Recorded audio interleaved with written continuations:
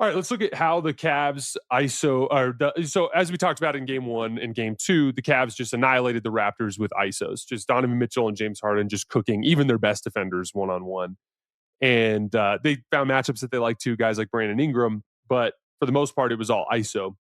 I think the stat I shared last night, they scored 45 points out of ISO in game 1 and 2. They scored just 6 in game 3. And the way they did it was really, really aggressive gapping and like almost like a soft double team, which you're going to see here in just a second. And then on many of them, they ended up sending a double out of that soft double, just kind of like to mix up coverages and keep them off balance. So here's an example of off of an offensive rebound. You guys will see. Let me fast forward here a little bit. So Harden tries to get the switch on Jamal Shed, doesn't. So now he's on Colin Murray Boyles. But look at Jamal Shed. See how Jamal Shed's like in the gap? So this is effectively like a soft double team. Hey guys, sorry to interrupt. If you've made it this far, it would mean a lot to us if you would just hit that subscribe button really quick.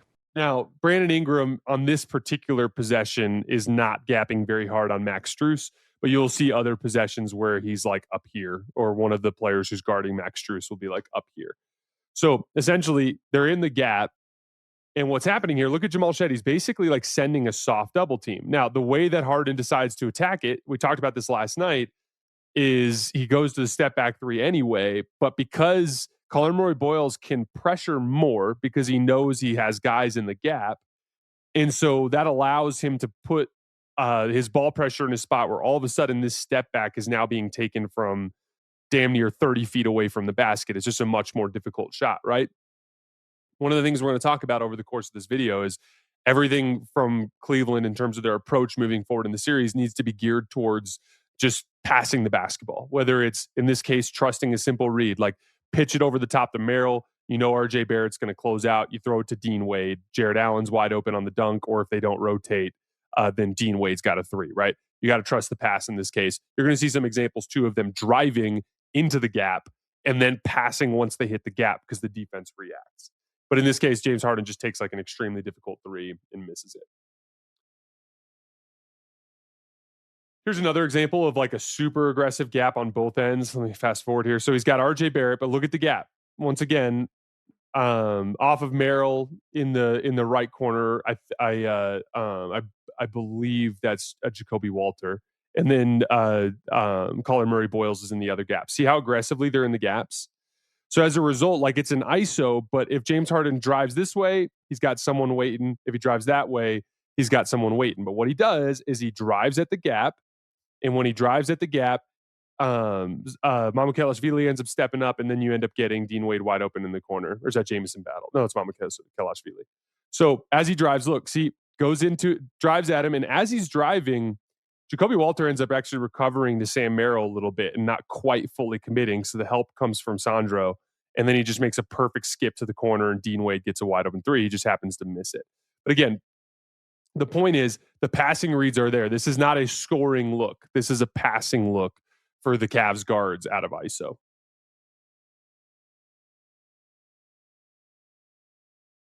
Here's another example where I just thought Keon Ellis threw a really bad pump fake, which kind of killed the advantage. But watch how aggressively they're in the gaps here. Let's fast forward. All right, so James Harden working ISO. Look at the gaps, guys. Like Jamal Shed's not too far up off of Dean Wade, but look at Brandon Ingram off of Keon Ellis. Like this is basically a soft double team. Look at how aggressively he's in that gap. Like that's crazy, right? So then Jalen Tyson clears out on Jacoby Walter to try to create more space for Keon Ellis on that weak side. Now watch. James Harden makes the right read and pitches it to Keon Ellis. This is exactly what he needs to do in this situation. But watch what Keon Ellis does. The most ridiculous pump fake, like just throws his hands up in the air. And that allows Brandon Ingram to close out. Brandon does a good job of not leaving his feet and staying down. And then it's an easy, he ends up touching the sideline, but Brandon would have been able to contain this drive pretty well, even under the circumstances because of that wasted pump fake. All Keon needs to do here is either catch and rack to the right, either just catch and rip to the right so that you have the next read available, or throw a jab step. And if you throw a jab step, which fakes that rack to the right, Brandon will slide out of the picture and then he can drive. This needs to be just a rack or a jab and go left. the pump fake ends up making this not work. But that's the right read for James Harden in that case. Brandon's aggressively gapping off of the shooter. I just need to throw it to the open man. Here's an example of another good read from James Harden against the action where he hits Jalen Tyson on a cut. So again, look at our gaps, right? James Harden's ISOing Brandon Ingram, the guy he was cooking up in game two. RJ Barrett and I think Jamal Shed are in the gaps. Jalen Tyson ends up cutting. He's got kind of inside position there on Jacoby Walter. James Harden makes a nice pass. Look at how the defense reacts. Dean Wade is wide open. Shed's going to end up coming down too. And when Shed comes down, you literally have a triple team there. Keon Ellis is wide open too. Now, to Jalen Tyson's credit, he somehow finds Evan Mobley in this mess because Murray Boyles ends up leaving his feet. So he gets a dunk. But again, nice little pass to the cutter there. This is a passing coverage for the guards. Here's another really well executed version of it. In the ISO, this time Donovan Mitchell swings back to Harden. Look at how they're in the gap. See, it's almost like a zone in a lot of ways with the way that they're getting up into the gaps on these guys. But this is not a zone. These guys, Shed is on Mitchell, Jacoby Walters on Strus, Murray Boyles is on Mobley. They're just aggressively in the gaps. Now, what James Harden does here, now this is an example of when they actually ended up sending the double team. So in this case, Shed ends up sending the double. James drives away from the double and gets into the gap. When he does, forces a commitment. Very nice read for Mitchell. Notice how Mitchell, as soon as he sees Shed go, he goes, I need to cut. As soon as he cuts, he ends up calling Murray Boyles and Jacoby Walter in help. Two on the ball now in the paint. Wide open three for Max Strus on the right wing, and he knocks it down.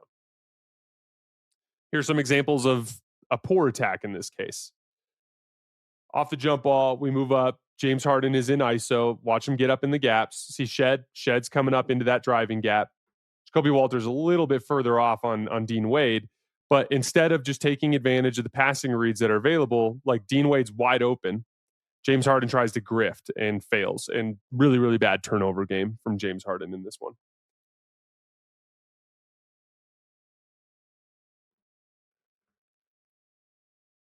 Same sort of thing.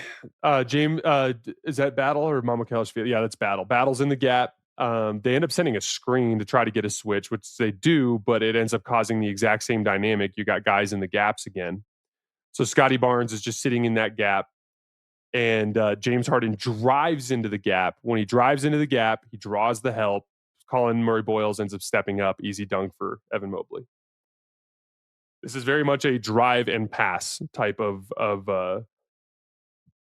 situation for the guards. Now, Kenny Atkinson talked a little bit about the spacing after the game, and that's the other thing. Like when you're dealing with these aggressive gaps on ISOs, you better have guys in scoring position. And this is an example of Jalen Tyson and Donovan Mitchell ending up in the same spot. So once again, Harden does his job. He drives into the gap, draws all this defensive attention, but look at Jalen Tyson and Donovan Mitchell standing right next to each other, literally. So as a result, Jalen Tyson feels cramped in the corner. You get a nice closeout from RJ Barrett, and he bricks the shit out of that three.